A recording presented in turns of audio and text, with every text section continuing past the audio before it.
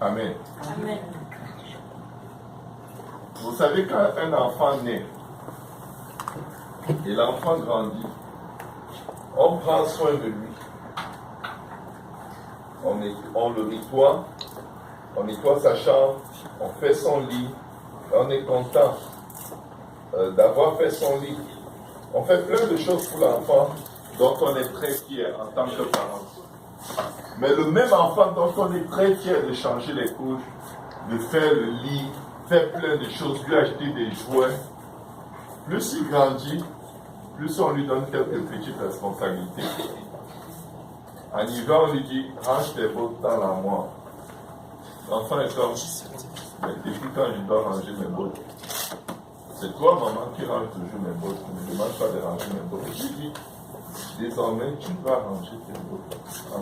Voilà, la fin du monde. Au début, peut-être il va le faire avec joie. Dans cette phase où les enfants aiment montrer qu'ils aiment, qu'ils sont capables. Mais passé l'âge de 3 ans, tout ce qu'on demande à l'enfant l'énerve. Ça le frustre, ça l'inquiète. Et des fois, il peut avoir l'impression que son père ou sa mère ne l'aime pas. Mais le parent sait que cet enfant, si je continue de tout faire pour lui, et il ne connaît jamais de stress, il ne connaît jamais de difficultés, il va être un enfant gâté. Un enfant gâté. Amen. Vous allez remarquer que dans notre marche avec Dieu, il y a eu un moment où, écoutez, les miracles se suivaient.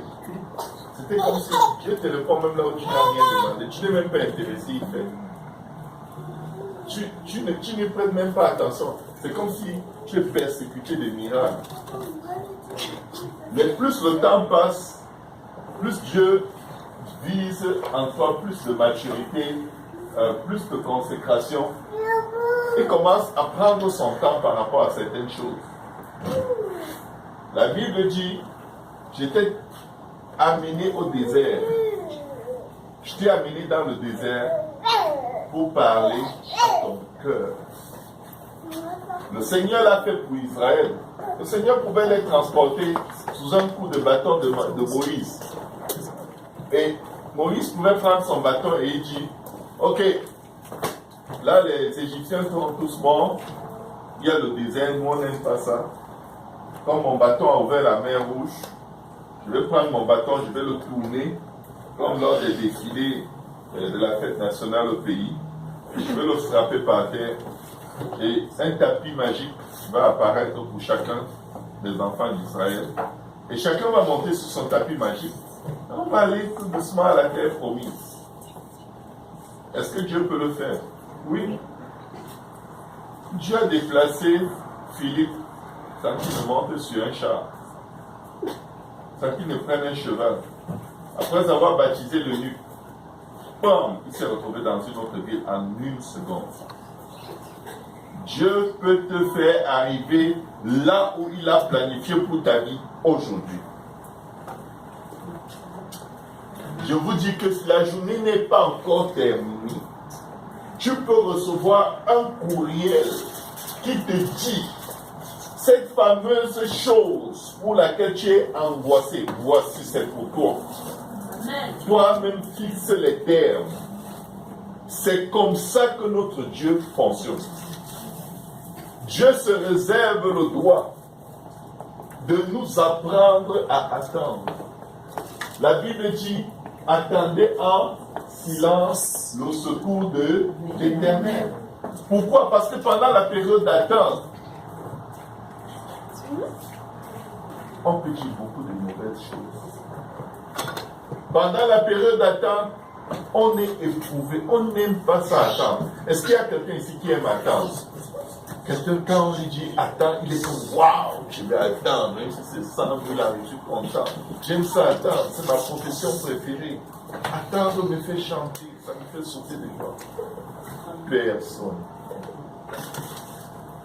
Personne. Ma petite fille Anne-Sophie à la maison, Dès que je lui dis attends, elle tombe. Elle va s'évanouir. Comment tu as osé? Quand je lui dis non, elle met la main sur la... Elle est tellement choquée. Comment il a pas dit non? Pour elle, c'est une autre dimension de méchanceté. C'est comme ça qu'on est souvent avec Dieu. Tu demandes quelque chose à Dieu, il te dit attends. Ou il te dit non. Oh, Dieu m'a abandonné. C'est parce que je ne jeûne pas. C'est parce que je ne prie pas. C'est parce que je n'évangélise pas. Dieu est comme, mais attends. Quand tu étais dans le ventre de ta mère, tu évangélisais. Tu jeûnais. Tu priais. J'ai pris soin de toi.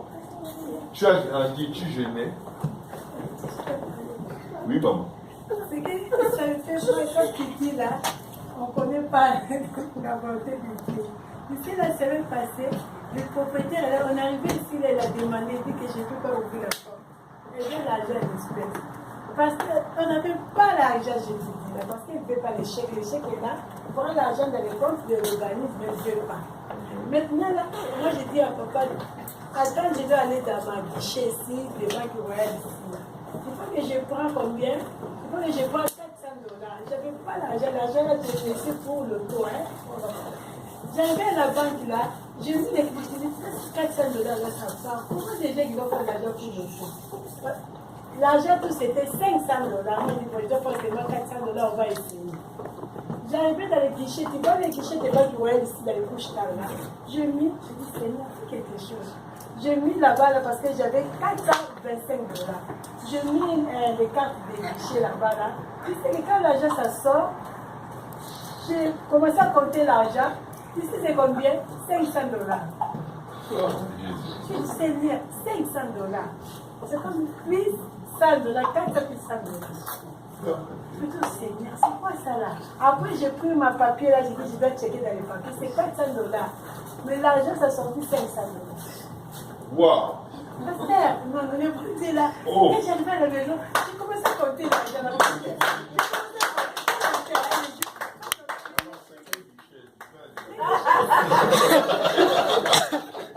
Ok, là, il a pas fait le service. Il demande $20, ça sort de On avait besoin de $500, mais on avait seulement $100. Regarde ce que j'ai là. Wow. Acheter les $100 là. Gloire à Jésus. Amen. Amen. Ça, c'est notre Dieu. Amen. Quand, maman, c'est bon de témoigner comme ça parce que ça fait mal à la tête à Satan. Le Seigneur, notre Dieu, il est l'éternel. Il est le seul roi. Et il est fidèle. Amen. Gloire au nom de Jésus. Donc, l'Éternel se réserve le droit de nous éduquer. Dieu se réserve le droit de faire avec nous tout ce qu'il veut. Personne ne peut se tenir devant Dieu et demander des comptes à Dieu. Pourquoi tu m'as fait attendre? Pourquoi est-ce que depuis que je te demande une voiture, tu ne me la donnes pas? Quand il regarde, vous savez que Dieu, il est déjà dans demain, dans la semaine prochaine, dans l'année prochaine. Il est déjà là-dedans, il voit déjà tout. Il voit déjà les accidents de circulation, il voit déjà les vols, les viols, les meurtres, il voit les décès, il voit déjà. Aujourd'hui, quand tu lui demandes quelque chose, il ne te donne pas. Tu n'as aucune idée de ce qu'il a vu. Tu n'as aucune idée de ce qu'il a vu. Parce que si tu te dis ce qu'il a vu, tu vas dire ce n'est pas vrai. C'est le diable. Ou tu vas commencer à vouloir utiliser la prière comme une incantation magique pour arriver à tes fins coûte que coûte. Oh Seigneur, mais tu peux bénir pour que ça n'arrive pas. Non. Les choses arrivent parce que les paramètres sont réunis pour qu'elles arrivent. Amen. Amen. Tu n'es pas le seul acteur ou alors le seul être humain qui est sur la face de la terre dans la vie de qui Dieu est en train de travailler au même moment qu'il est en train de travailler dans la vie des autres. Amen. Il y a aujourd'hui quelqu'un qui est en train de voir et il ne sait pas que dans quelques minutes il va tuer d'autres personnes dans un accident de circulation. Et Dieu, par rapport au moment où tu demandes la voiture, il te voit sur cette route-là. C'est-à-dire que lui, il a besoin de décaler l'accomplissement de sa promesse d'une semaine, parce que s'il décale ça d'une semaine, tes projets vont aussi changer. Et tu ne seras pas à cet endroit de l'accident. Quand Dieu nous fait attendre, c'est parce que c'est bon pour nous. Amen. Amen. Quand Dieu nous dit non, c'est parce que c'est extrêmement bon pour nous. Amen. Amen. Parfois, tu vas prier pour avoir de l'argent, de l'argent, de l'argent. Écoute, pendant que tu pries pour avoir de l'argent pour acheter ta voiture, il y a un démon qui est en train de préparer un vendeur de voitures gâtées qui cherche ses victimes. Je vais vous donner juste un exemple. Un frère voulait acheter un billet d'avion ce jour-ci. Et comme les billets d'avion sont chers parce qu'il veut voyager dans un délai très limité, en cherchant les billets moins chers, je vous dis, les pirates ont déjà tout un système en place. Ils ont mis, je crois qu'ils ont repéré qu'ils cherchaient des billets, ils ont mis probablement le jour même une annonce sur Kijiji. Je suis telle personne qui travaille chez Air Canada, je peux vous obtenir des billets moins chers. Vous m'appelez, vous me donnez toutes vos informations, j'achète le billet, vous appelez Air Canada confirme, vous me faites un virement interne. Il a trouvé ça, il appelle le gars. Il dit au gars, moi je veux un billet, je veux aller à tel endroit. Le gars lui dit oui, il n'y a pas de problème. Moi, je ne suis pas un faux type. C'est pourquoi mon numéro est là. Tu peux m'appeler, tu vas m'envoyer. Je travaille chez Air Canada. Voici comment ça se passe. Donne-moi tes informations. J'achète ton billet. Tu appelles Air Canada, on va te confirmer que ton billet est bien là. Et après, tu me fais mon virement.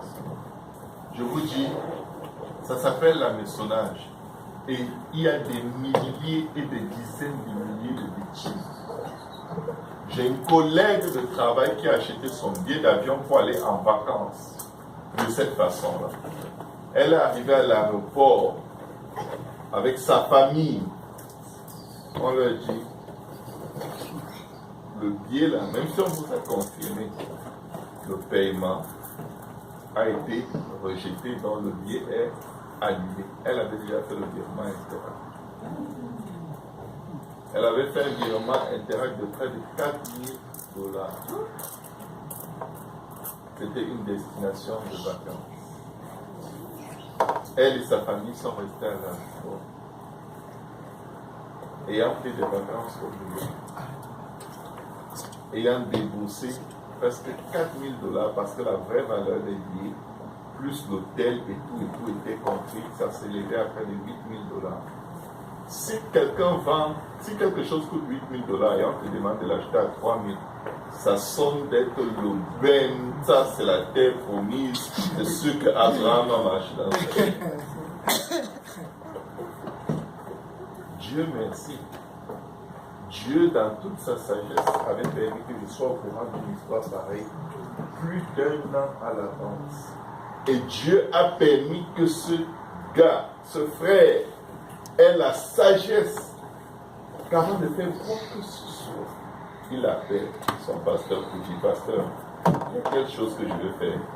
Qu'est-ce que tu en penses? Je lui ai dit, attends, je vais vérifier. Je vais sur Kijiji.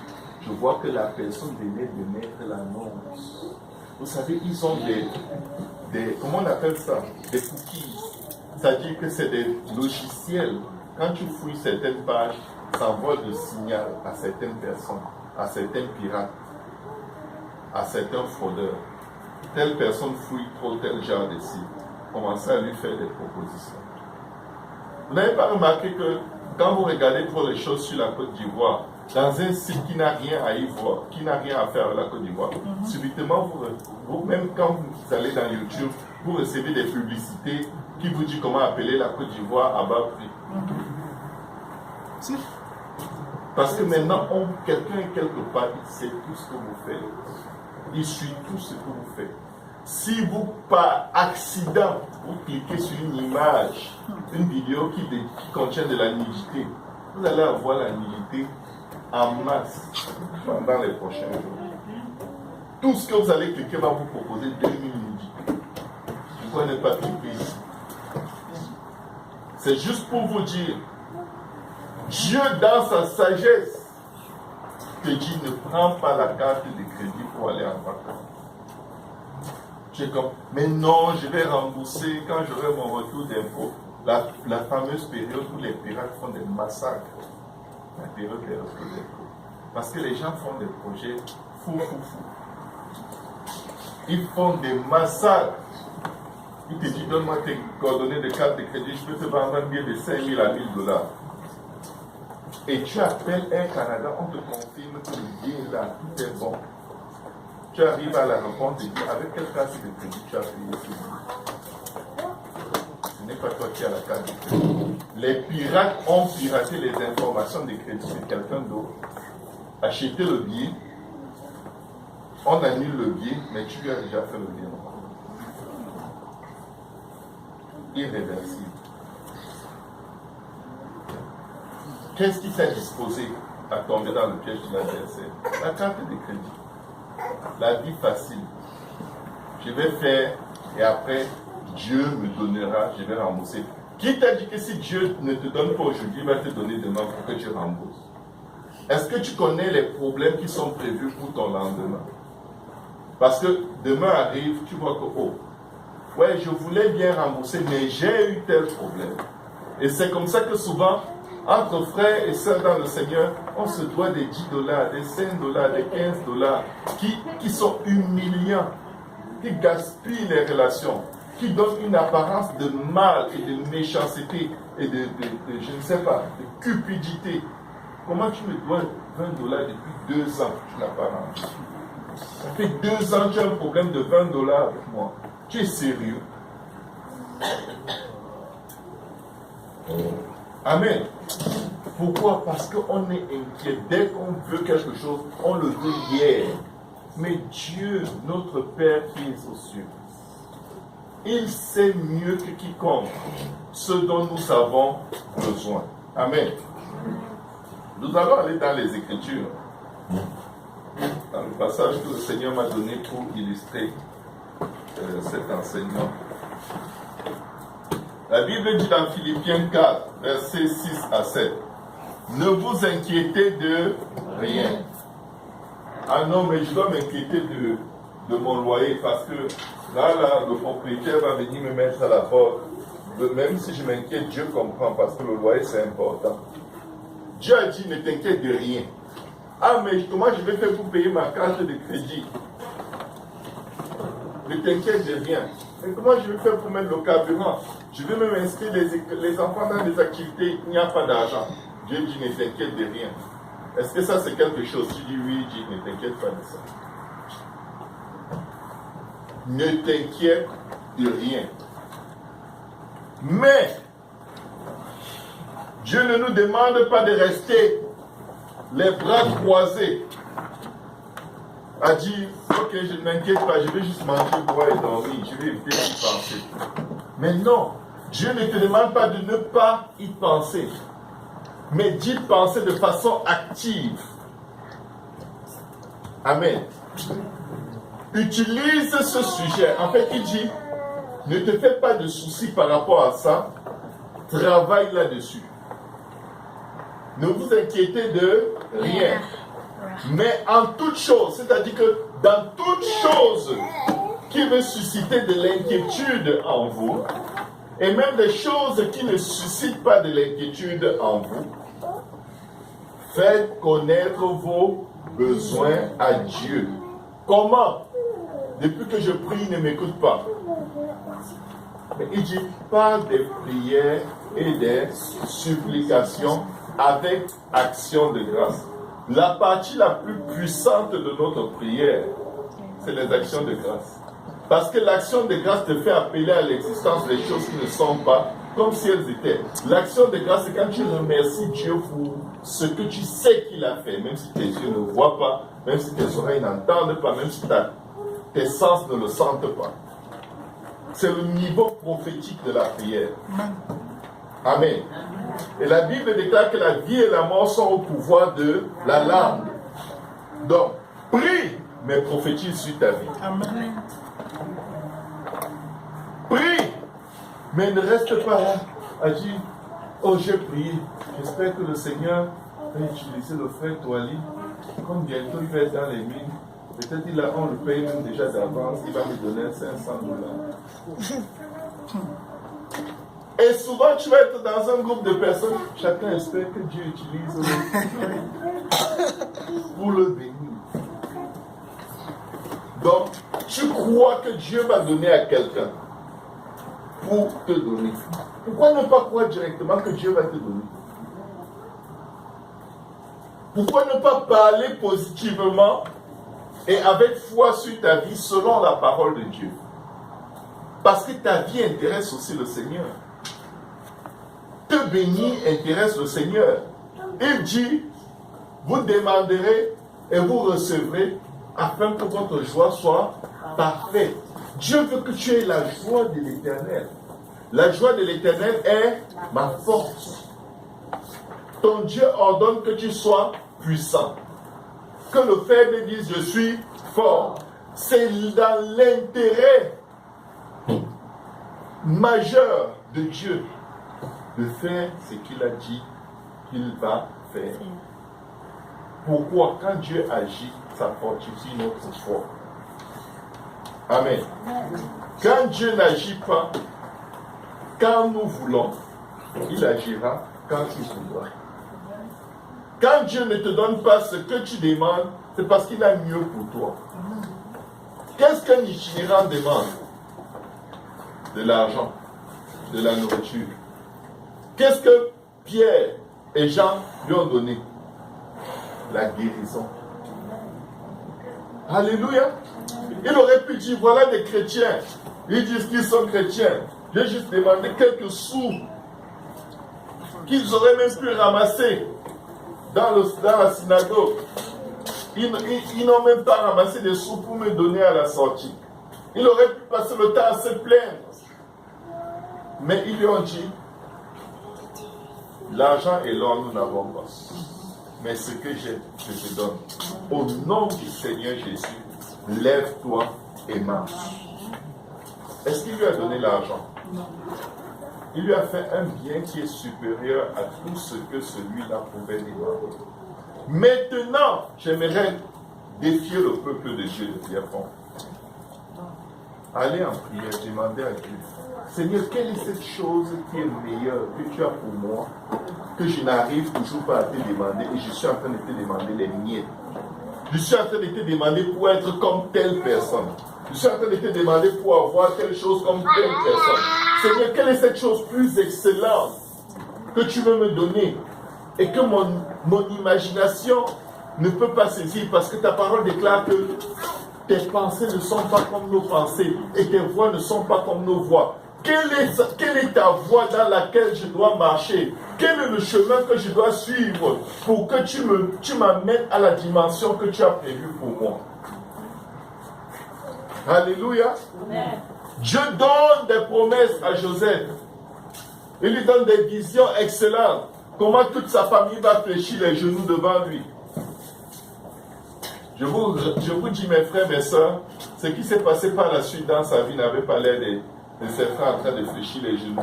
Mais ses frères en train de le jeter dans un trou et le vendre comme esclave. L'impensable, le jamais vu dans une famille. Les frères vendent leurs frères. Mais le plan de Dieu ne faisait que suivre son cours. Je ne sais pas là où tu te trouves et tu es stressé, tu es déprimé. Quand tu regardes ton compte bancaire, ton découvert ne fait que s'ouvrir. Il ne fait que se découvrir. Et bientôt, même dans le découvert, il n'y aura plus rien à ouvrir. Et les intérêts du découvert sont comme un missile. Ça monte, ça monte, ça monte. Tu regardes ta carte de crédit, tu dis quel est le démon qui t'a fait signer pour un truc pareil. Sauf que quand tu l'utilisais, tu ne voyais pas que c'était des démons. Tu appelais ça le miracle de Dieu. Dieu m'a béni. J'ai une carte de crédit de 10 000. Dieu t'a béni. Celui qui emprunte est l'esclave de celui qui prête. Ce n'est pas Dieu qui t'avait béni. Dieu paye cash. Amen. Dieu n'a pas de dette. Amen. Amen. Dieu n'utilise même pas Internet. Dieu appelle une chose à l'existence et elle va. Amen. Regardez le piège des soucis. Pourquoi Dieu ne veut pas qu'on s'inquiète? Parce que quand on s'inquiète, on tombe en esclavage. Dieu ne veut pas qu'on s'inquiète parce que quand tu t'inquiètes, tu pries. Seigneur, fais que mon crédit soit bon. Pour ça, quand je vais demander cette carte de crédit, ils vont me l'accorder. Je pourrai enfin faire ce que je veux. Tu amènes même ça en prière. Après, tu pries pour être l'esclave des institutions bancaires avec 29% d'intérêt. Seigneur, s'il te plaît, fais qu'ils acceptent. Fais que les meubles là, que le crédit passe. Pour mon frigo, le crédit, pour ma voiture, le crédit. Et quand ça passe, tu es fier. Tu conduis. Ah, j'ai acheté une nouvelle voiture. Tout le monde, waouh, elle est belle. On dirait qu'elle file. Elle n'a même pas beaucoup de kilomètres. La couleur est jolie. Les roues sont bas. Attendez, quand il va falloir payer, que l'argent ne sera pas dans le compte. Tous ceux qui te complimentaient, quand tu les vois, tu es obligé de fabriquer un masque de sourire. Alors que l'enfer est dégagé dans ta maison. Mais tu as acheté à crédit parce que tu étais inquiet. Tu as utilisé maman au lieu d'utiliser Dieu. Parce que la Bible dit que nous ne pouvons pas servir deux maîtres à la fois. Quand tu commences avec maman, maman va te fouetter. Il va te frapper des intérêts. Il va t'asphyxier. Tu vas détester le jour où tu as pris une carte de crédit. Tu vas haïr ta vie sur la terre. Les gens qui t'appelaient, tu prenais la carte pour aller au guichet pour prendre le crédit pour leur donner. Tu vas les détester. Tout ça parce que tu t'inquiétais. Les apôtres auraient pu dire à ce mendiant, écoute, on va aller rapidement faire un job pour la journée. Quand on reviendra, tu es là jusqu'à quelle heure devant le temple? Comme ça, en repassant, on te donne quelques pièces. Non, ils ont fait avec ce qu'ils avaient. Amen. Tu as quelque chose qui dépasse ce que tu crois pouvoir donner. Tu as quelque chose que tu peux donner à Dieu et aux hommes qui dépasse ce que tu peux imaginer. Amen. Vous savez, quand on est chef de famille, je me rappellerai toujours quand je suis arrivé dans ce pays et mon propriétaire frappait 3 fois à ma porte, 3 fois le loyer. 3 fois par semaine. Tu te lèves le matin, tu regardes ta femme, tu regardes tes enfants. Tu te regardes dans le miroir, tu dis félicitations. Te voilà donc au Canada. Tu cherches le boulot, rien. Quand tu sors de la maison comme ça, tu ne sais même pas où tu vas seulement devant toi. Tu as tout essayé, rien. Rien, même les petits jobs, rien. Certains même sont allés dans les travaux des champs, on a dit non, il n'y a pas de place pour toi. Le champ, le soleil va te brûler, tu vas devenir noir comme le pneu de ta voiture. On te dit même la veille, il n'y a pas de travail. Quand tu rentres chez toi, tu pries que 2 Saint-Esprits soient tombés sur ta femme pour qu'elle ne te harcèle pas avec les problèmes. Parce que ces émotions te touchent. Un peu comme lorsque ta femme accouche, elle a des contractions, tu ne sais pas quoi faire. Tu as tellement mal pour elle que tu peux perdre connaissance. Tu vis ça d'une autre façon. Tu regardes tes enfants. Tu n'oses même pas trop coller aux enfants parce qu'ils risquent de te demander quelque chose. Vous savez, c'est les moments les plus riches de votre vie spirituelle. Vous pouvez ne pas me croire. Mais je me rappellerai toujours, je sortais d'un magasin en Allemagne. On était dans un niveau de pauvreté tellement violent. qu'on arrivait dans le supermarché avec 5 euros. C'était pour les courses de la semaine, 5 euros. On cherchait la nourriture moins chère à la maison. On cherchait les paquets de spaghettis qui coûtaient 55 sous. C'est-à-dire dans 5 euros, on avait des stratégies. Et nos enfants aimaient la banane. La banane te prenait presque 2 euros pour le moindre doigt de banane que tu prends. Un jour, on est arrivé avec 5 euros, on s'est débrouillé entre les gaufres, les boîtes de conserve. Les doses sont petites là-bas, donc les prix sont aussi petits. On a pris un peu de tout avec 5 euros. Un peu. En sortant, les enfants ont vu la banane. On a pris 4 boîtes de banane. 4 ou 5. Au trop, c'était 6. On arrive à la caisse. La dame passe les choses. Tic. Elle passe la banane. Il nous manquait 1,25 €. On regarde tout ce qu'on avait pris, c'était des choses importantes. Pour le spaghetti, ça peut gonfler, donc vous avez beaucoup à manger. Entre choisir entre le spaghetti et la banane, le choix est clair. La banane, ça ne marche pas, mais 30 secondes, ils auraient fait. On a déposé la banane. Les enfants ont pleuré. Ils sont tombés par terre dans le supermarché. Pleurer. Ma femme m'a été à côté.